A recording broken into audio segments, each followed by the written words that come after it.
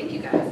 So it's really interesting because I was pulling up the talk that I gave last time just to, to use that as a basis. And it was interesting because the first time I gave this talk, I was not married.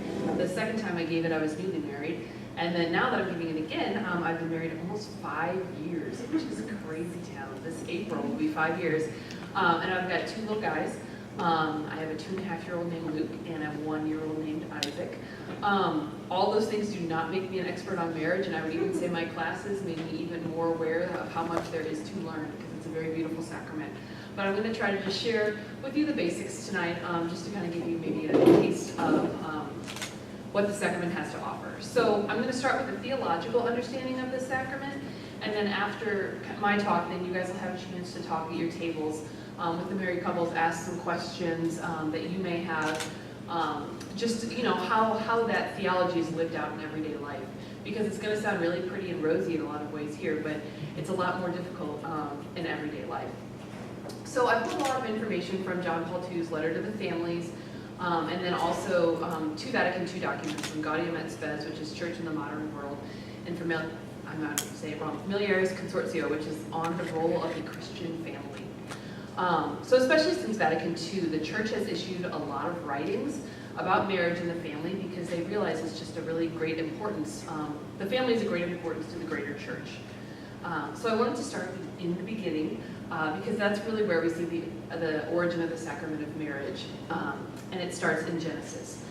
We hear, a man leaves his father and his mother and cleaves to his wife, and they become one flesh. And then in Matthew we hear, so they are no longer 2 but one flesh. What therefore God has joined together, let not man put asunder. So, but why is it this way? Why did God decide to do it this way? And where did this model of marriage come from? And really, it comes from the Trinity. The Trinity is the primordial model of the family.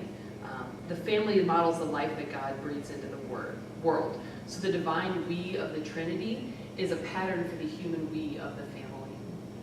When you look at community and society, family is the smallest core of having a social nature. You have your family, then you have your neighborhood, then it goes larger and larger. But the family is where it starts.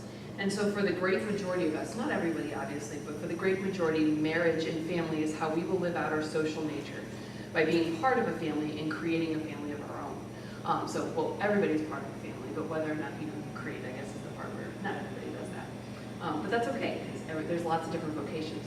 So tonight, though, for marriage, we talk about family. And so family begins with the covenant.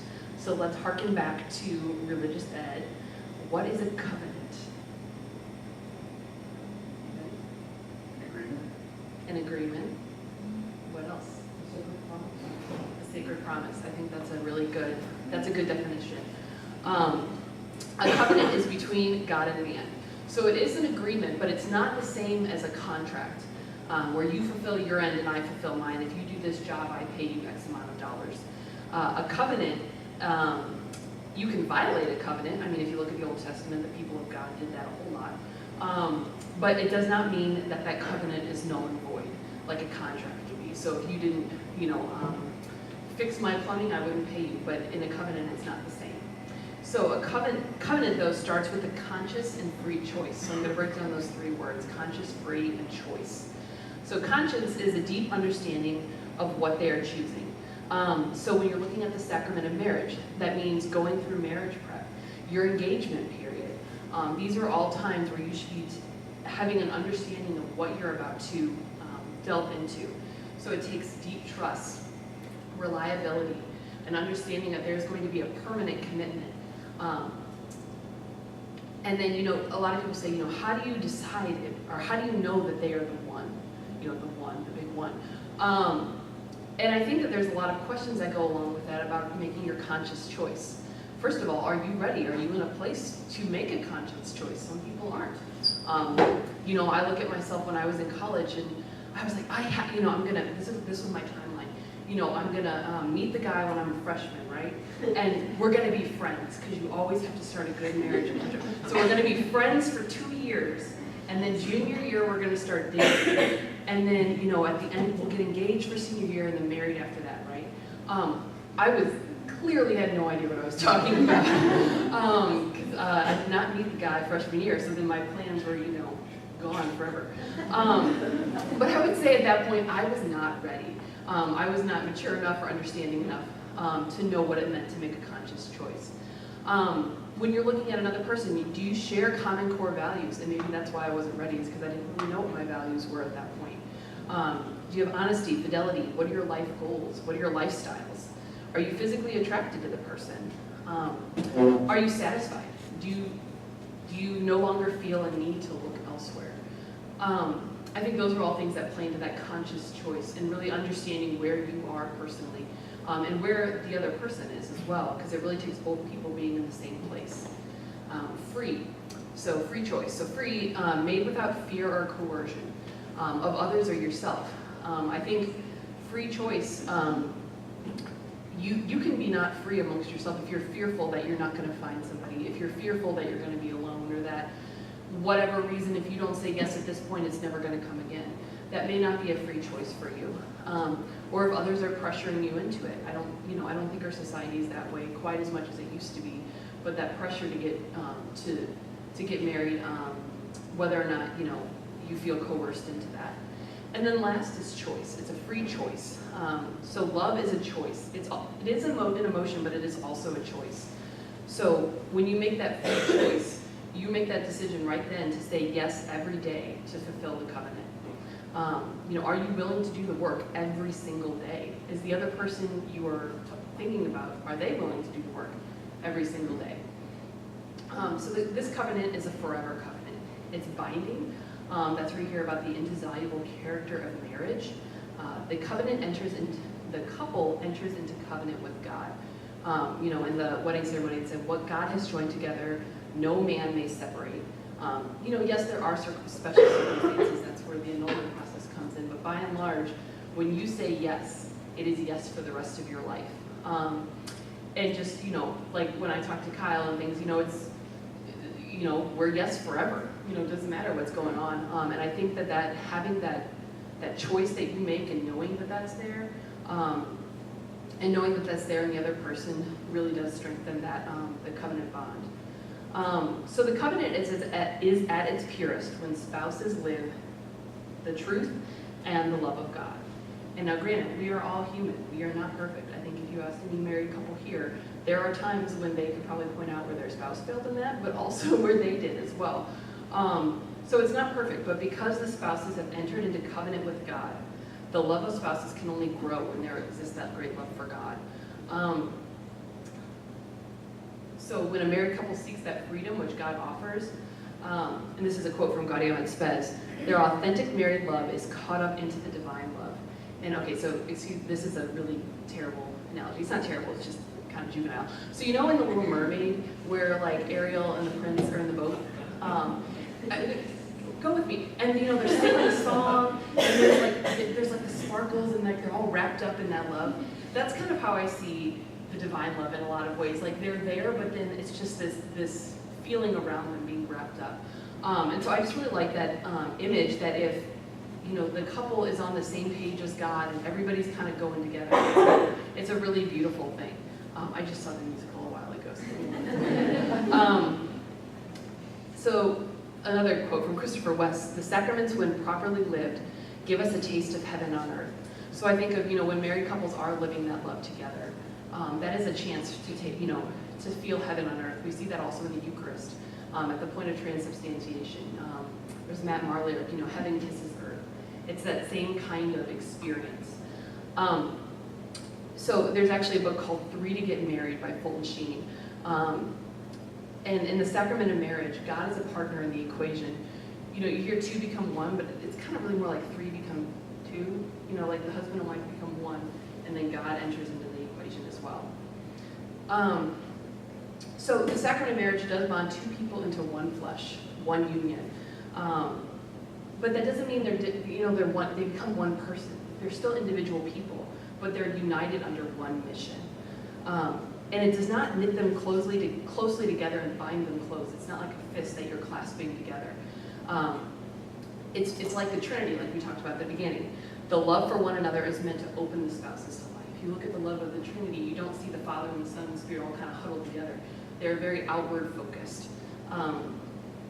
which is actually why I love that image of the Trinity in the family, because that's how it's meant to be. Excuse me. So the communion of the spouses rises to the community of the family. So when Christians are in communion with God, they become co-creators in his kingdom. So for spouses, the love that they have for each other naturally finds the fulfillment in the creation of new life. So procreation and parenthood. In the wedding ceremony, the couple is asked, will you accept children lovingly from God and bring them up according to the law of Christ and his church?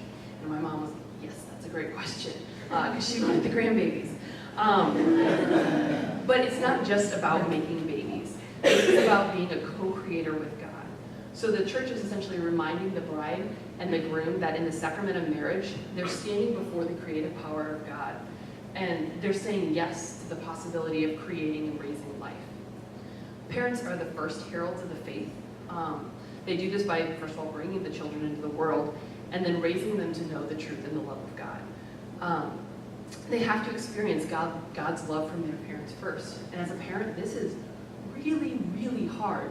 You know, my son tonight, I said, do not slam your fork on the table, because he kept hitting the fork on the table and food was flying everywhere. And he looked at me and he went, and I was so mad. But that is the moment that I had to realize that, okay, this is not, you know, I could fly off the handle and get really mad. But how often do we do that to God? How often do we say, no, I'm going to stare at you right in the face and do what you told me not to because I want to?